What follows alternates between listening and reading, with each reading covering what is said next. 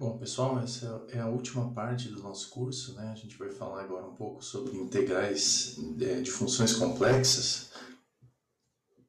Se a gente pensar um pouco sobre, né, os números complexos, então a gente vê eles como vetores num plano complexo, né?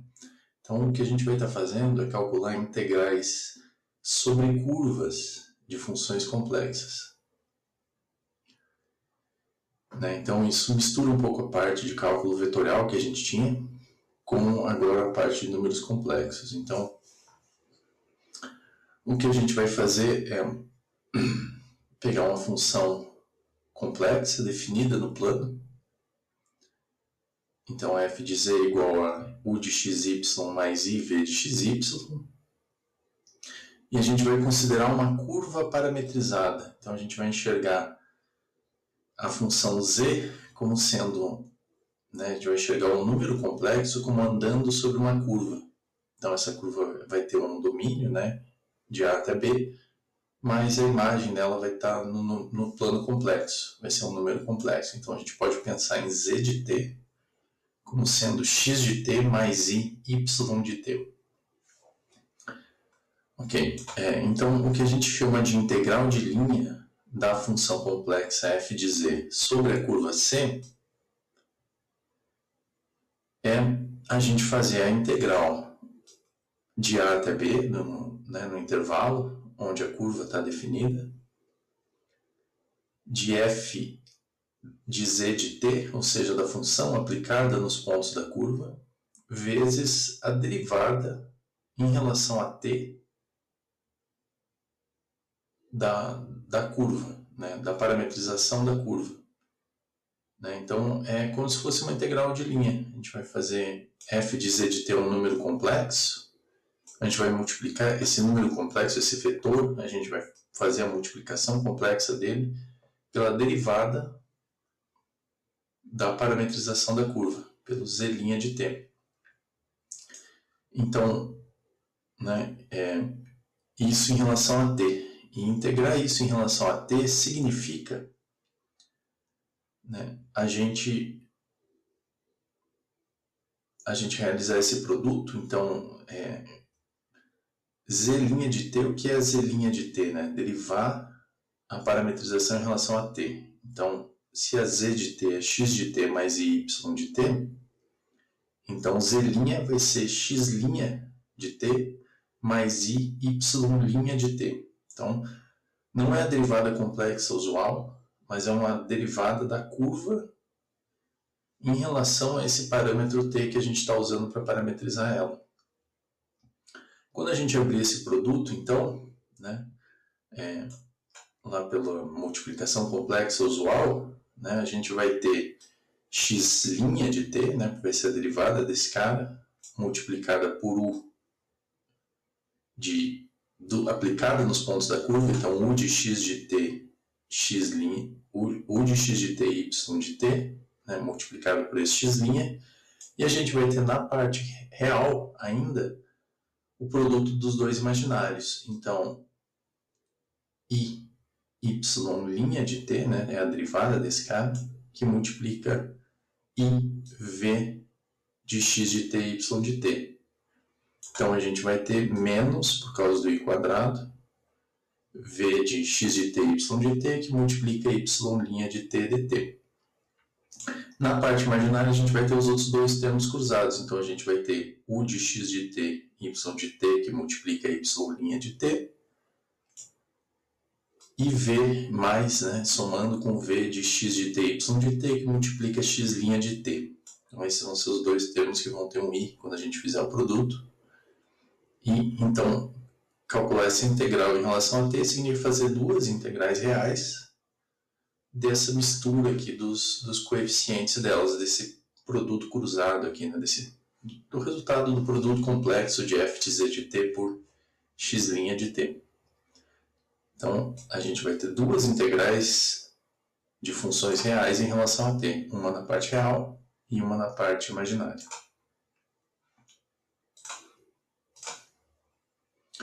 Então, digamos que a gente tivesse interessado em calcular a integral de f de z igual a 1 sobre z sobre a circunferência unitária. Então, a circunferência parametrizada por z de t igual a cosseno de t mais i seno de t, com t no intervalo de 0 a 2π.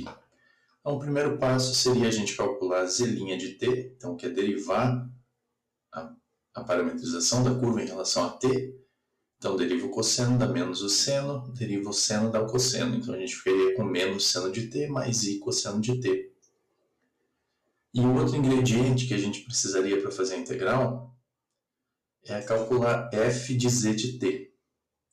Então, a função é 1 sobre z, a função que a gente está tentando integrar. E f de z de t, então, vai ser 1 dividido pelo z de t. Então, que é o cosseno de t mais i seno de t. Aí a gente tem aquele problema de ter o i no denominador, que a gente resolve multiplicando e dividindo pelo conjugado do cosseno de t mais i seno de t.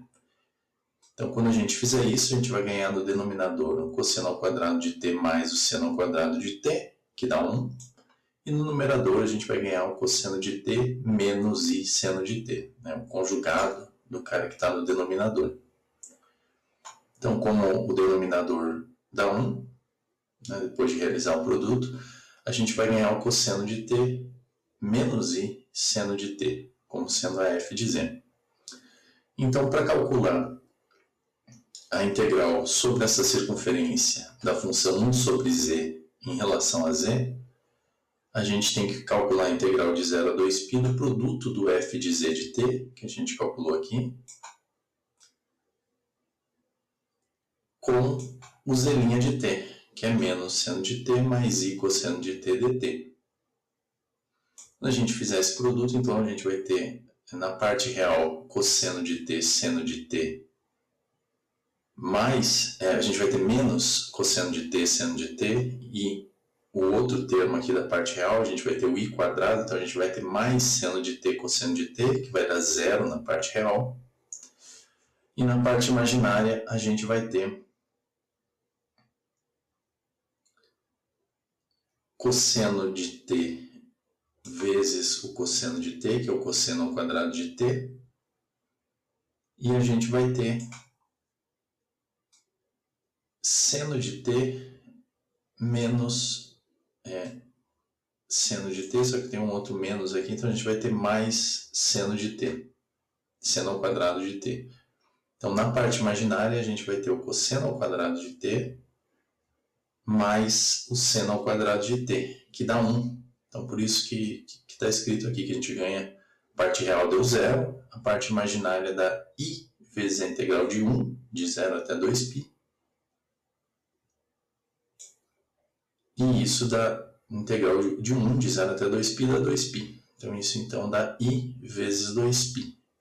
Se a gente integrar a função 1 sobre z sobre a circunferência unitária, parametrizada por cosseno de t mais i seno de t, a gente vai ganhar i que multiplica 2π.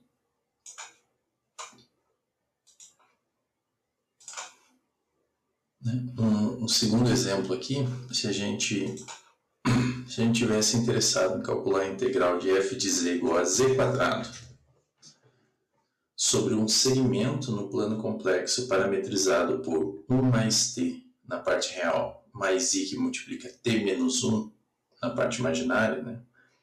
Então a gente teria, com o t indo de 0 até 1, a gente precisaria então calcular o z' de t, que é só derivar esse cara em relação a t.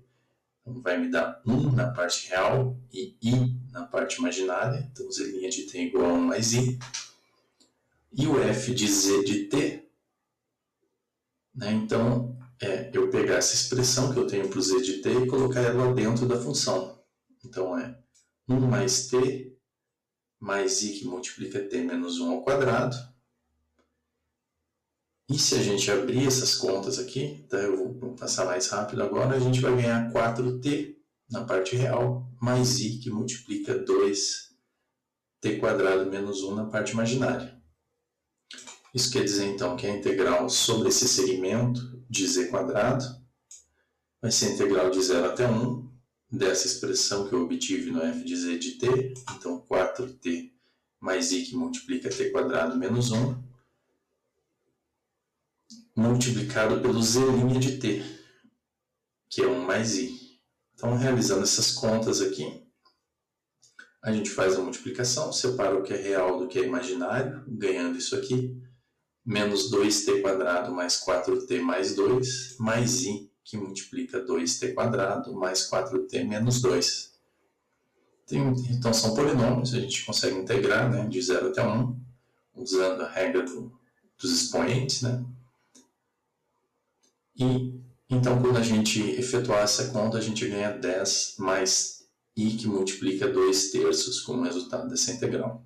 Então, isso é o que significa integrar uma função complexa sobre uma curva.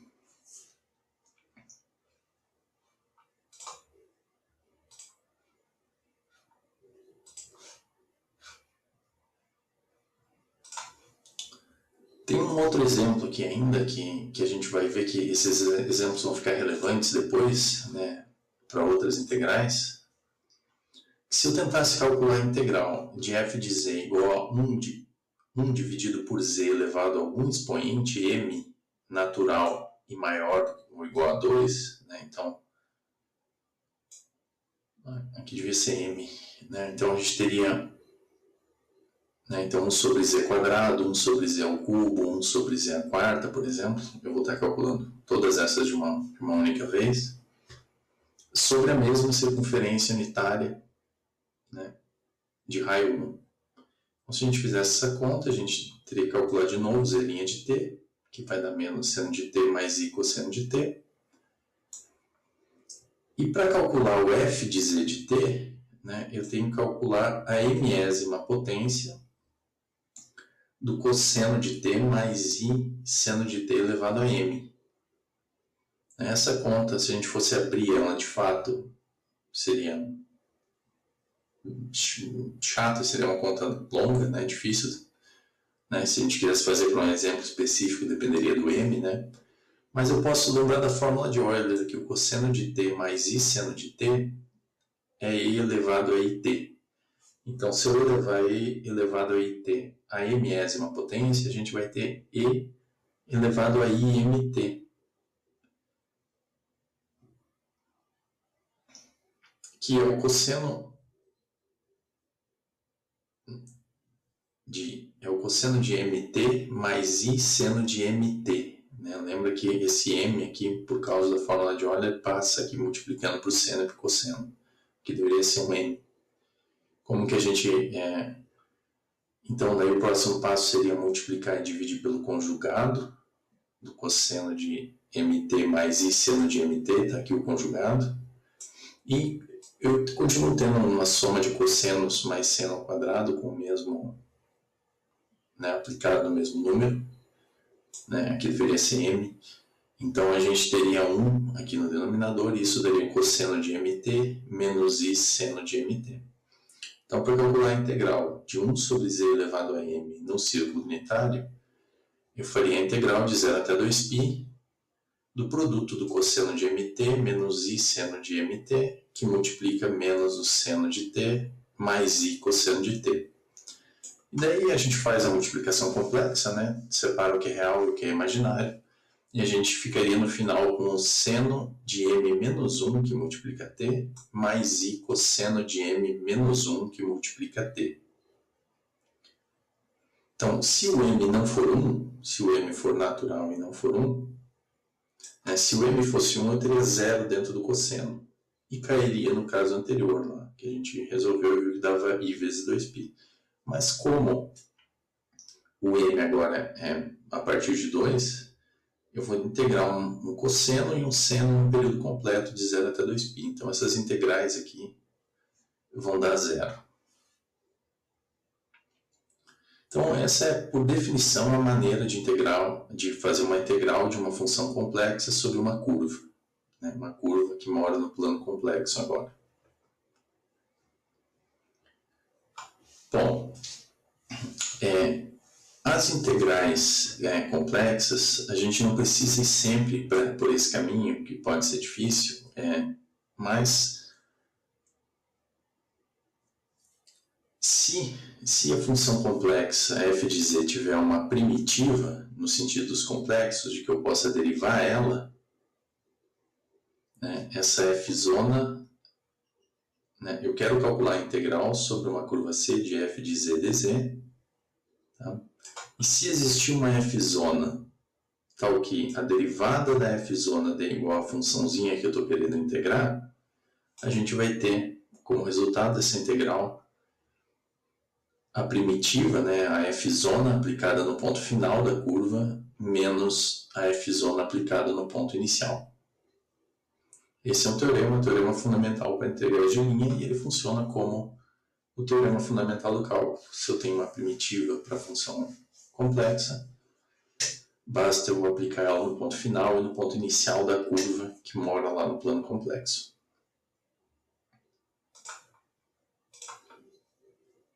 Então, naquele exemplo anterior, onde eu calculei a integral de f de z, eu poderia ter visto o seguinte: a integral de z quadrado dz sobre aquele mesmo segmento do exemplo anterior.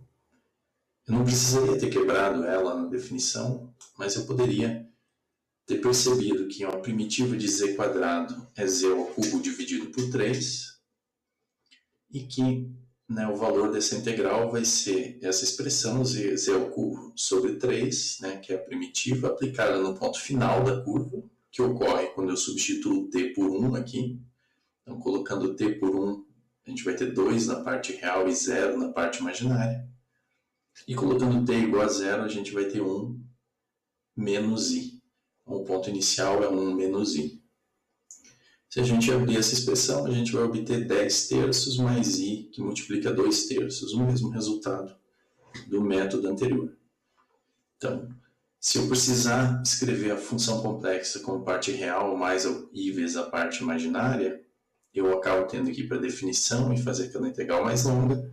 Mas se eu conseguir perceber uma primitiva para a função complexa, imediatamente basta aplicar ela no ponto final menos a primitiva no ponto inicial. E uma consequência desse teorema que é engraçada é que a integral da função complexa não depende do caminho que eu escolhi para ir do z0 até o z1. Não importa o caminho que eu fui do ponto inicial até o ponto final. Então, todas as funções complexas, elas funcionam meio como os campos conservativos, né? A integral vai depender apenas do ponto final e do ponto inicial. Ela não depende do caminho.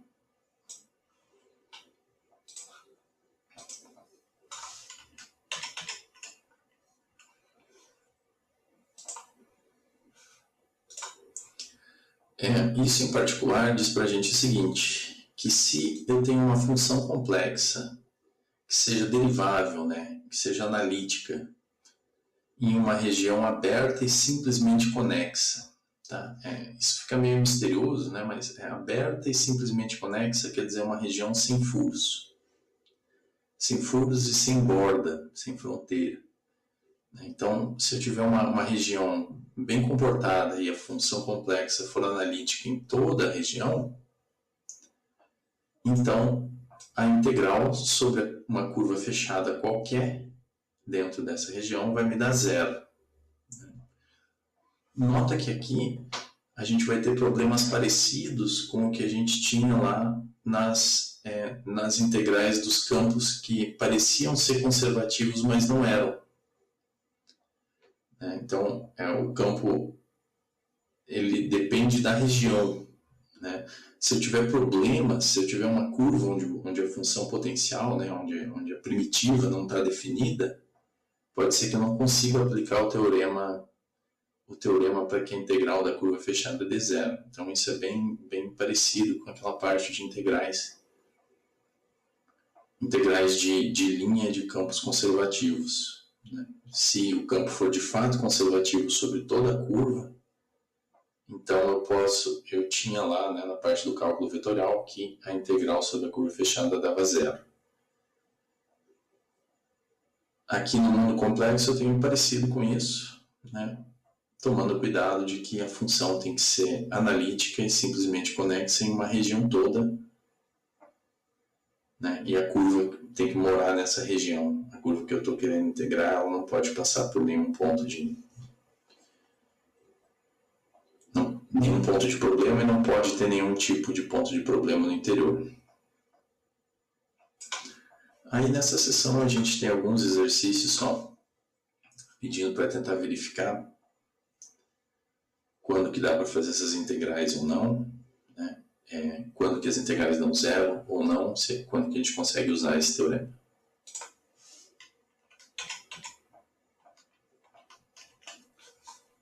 Em seguida, a gente tem a fórmula integral de Cauchy. Tá? A fórmula integral de Cauchy, ela diz que o valor da função no ponto, em um ponto z0, ela é 1 sobre 2πi que multiplica a integral sobre a curva C fechada, né, ao redor do ponto z0, de f de z dividida por z menos z0. Então,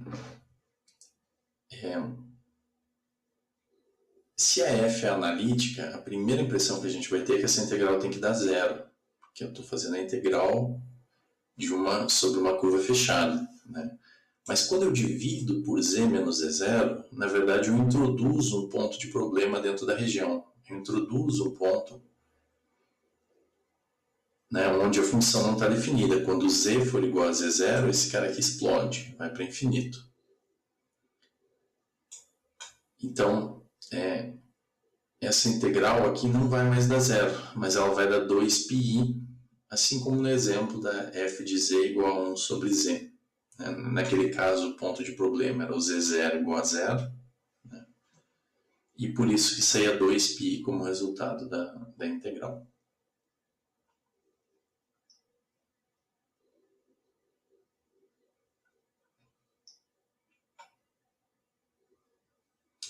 Se a gente quiser entender o porquê que isso acontece, né, isso é meio...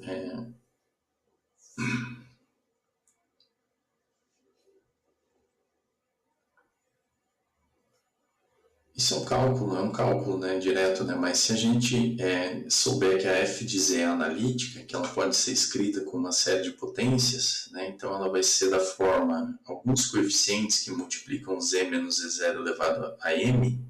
Quando eu divido isso por z menos z0, o que eu vou fazer é reduzir em 1 cada coeficiente aqui, né, se eu assumir que a f é dessa forma. O somatório de m igual a zero até infinito de cm, que multiplica z menos z0 elevado a m, quando eu dividir isso por z menos z0, na verdade eu vou diminuir em 1 cada expoente aqui, né? Agora essas integrais aqui, elas vão todas dar zero.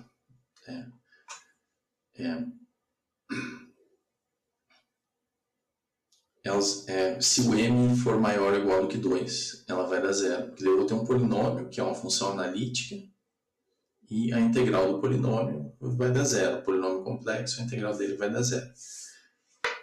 Eu só não vou ter zero em todas essas infinitas integrais aqui que eu estou escrevendo, quando o m for exatamente 1. Perdão, quando o m for exatamente zero. Quando o m for zero, né, z menos z0 elevado a menos 1, né, que vai ocorrer quando o m for zero, é a integral de 1 dividido por z menos z0, que a gente pode calcular que dá 2π vezes i, né, assim como o exemplo do 1 sobre z. Isso quer dizer, então, né, que de todo esse somatório vai sobrar um termo só, que é o termo que tem o c0, e o valor da integral vai dar 2πi. Então, isolando o C0 aqui, a gente tem que o C0 vai ser 1 sobre 2πi vezes a integral sobre a curva de f de z dividido por z menos z0 dz, que é o que eu tinha aqui no lado esquerdo, né? Então, isolando o C0 aqui nessa igualdade, passando o 2πi e dividindo para o outro lado. Então, só que o C0 é o valor da função é o valor, né, é dessa expressão aqui. Quando eu fizer z igual a zero, f de z0, eu vou ter zero aqui nesses expoentes, exceto quando m for zero, que daí eu vou ter 1. Então, f de z0 é o próprio c0.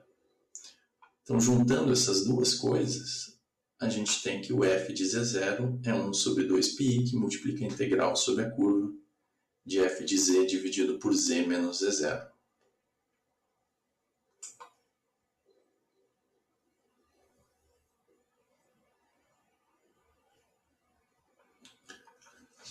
Então, esse teorema a gente pode, não é talvez a melhor, não é a melhor utilização dele, mas ele já tem uma aplicação aqui que é calcular uma integral. Se eu tiver uma integral que eu possa escrever como uma função analítica dividida por z menos z0,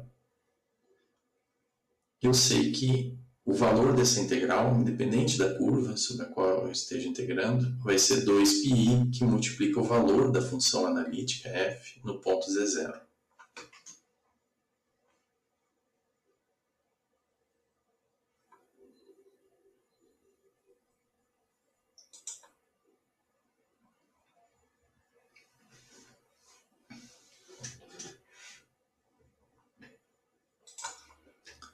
Por fim, o que é mais útil disso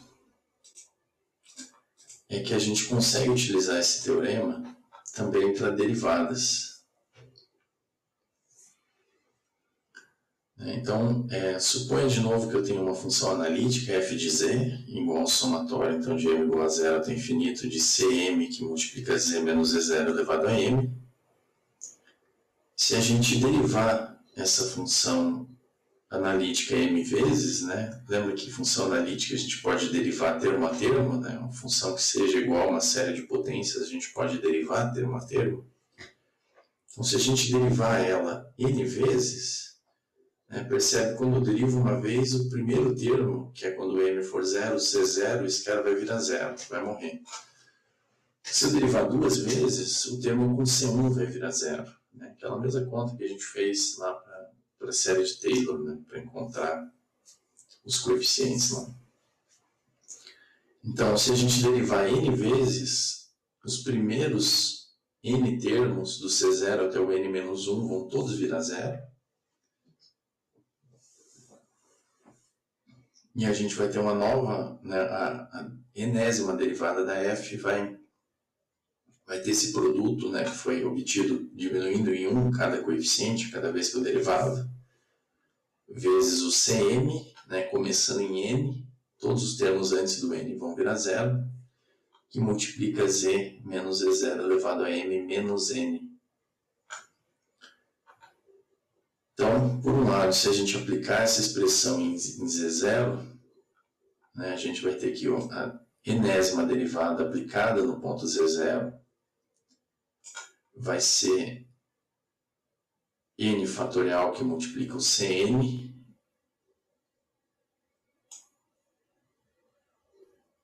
né, que é o que a gente tem nessa expressão aqui, né, o único termo que não vai virar zero, quando eu fizer Fn aplicado em Z0, quase todos os termos nessa expressão vão zerar. O único que não vai zerar, né, quase todos os termos nesse somatório vão zerar. O único que não vai zerar é aquele quando o m for igual a n.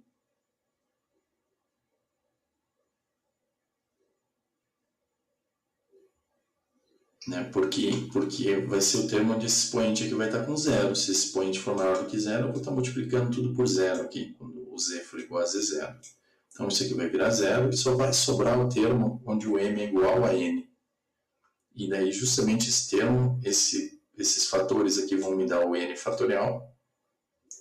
E vai me sobrar a constante do Cn, né? Que é quando o m for igual a n. Então, isolando o Cn, o enésimo coeficiente, a gente vai ter Fn de Z0 dividido por n fatorial, né? Passando esse n fatorial dividindo para o outro lado. Ok, então essa é uma forma de calcular o coeficiente Cn, né? Basicamente que a gente fazia já lá com a série de Taylor, né? série de Taylor centrada em Z0. Agora, olha que eu vou fazer essa conta de uma outra forma, né? Se a gente puder integrar essa série de potências,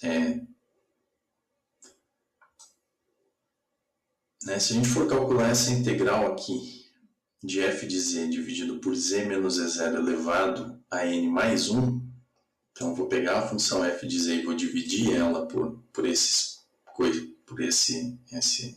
polinômio aqui, z menos z0 elevado a n mais 1.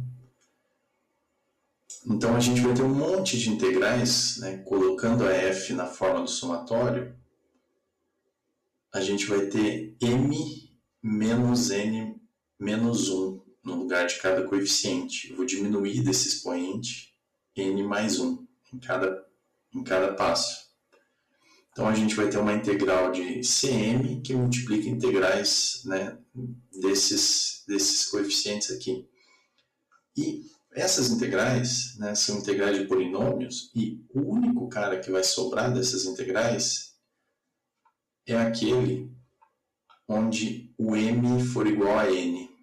Todas as outras integrais vão dar zero, porque vão cair num dos casos que a gente viu antes, né? Aquele caso do 1 dividido por z elevado a m, né? Que dava zero integral, a gente fez a conta explicitamente antes. Então, se a gente só vai sobreviver esse termo, todos os outros dão zero, então o valor desse somatório todo aqui vai ser cheio de zeros e só vai sobreviver aqui o Cn, que multiplica 2πi.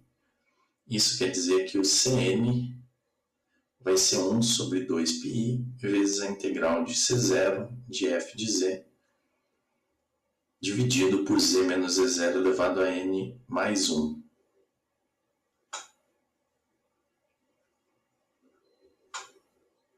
Aqui eu botei essa justificativa das integrais que eu comentei antes, né? Então, agora, se a gente tem duas formas de obter o Cn. A gente viu, fazendo a conta desse jeito, que o Cn dava 1 sobre 2πi vezes aquela integral, mas a gente calculou antes, lá do jeito da série de Taylor, que o Cn era n-ésima derivada de f aplicada em z0 dividido por n fatorial. Então essas duas coisas aqui têm que ser iguais. Isso aqui tem que ser igual a isso. Então, se a gente isolar a n-ésima derivada do z0, a gente obtém n fatorial sobre 2πi. Né? Esse n fatorial que está dividindo aqui desse lado vai passar multiplicando para o outro. Então, a gente vai obter n fatorial sobre 2πi vezes a integral sobre a curva de f de z dividido por z menos z0 elevado a n mais 1 dz. Tá? E esse teorema ele vai ter várias implicações sobre funções complexas, né? Que vocês talvez iam estudar num curso futuro aí, né? Mas ele dá uma maneira ele consegue trocar derivadas de funções complexas por integrais.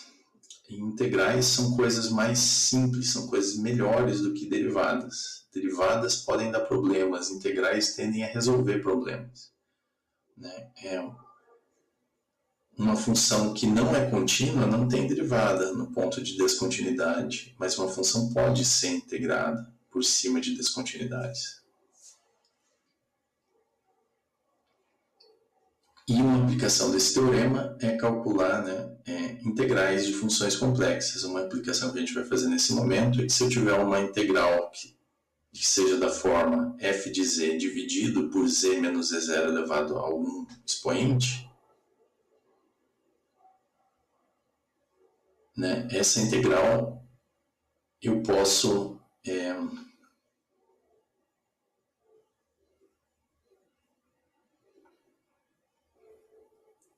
fazer um truque nas variáveis aqui, tomando n igual a k menos 1. Se o n for igual a k menos 1, eu vou obter aqui z menos z0 elevado a n mais 1. Então, a integral de uma função analítica dividida por um expoente dessa forma, por um polinômio aqui dessa forma, z menos z0 elevado a n mais 1, vai ser igual a nésima derivada da função aplicada em z0, multiplicada por esse coeficiente aqui. E a gente tem uns exercícios para tentar aplicar essas coisas para calcular integrais. Então, basicamente era isso, que o nosso curso de funções complexas, bastante sucinto, ele se limita a essas coisas sobre funções complexas.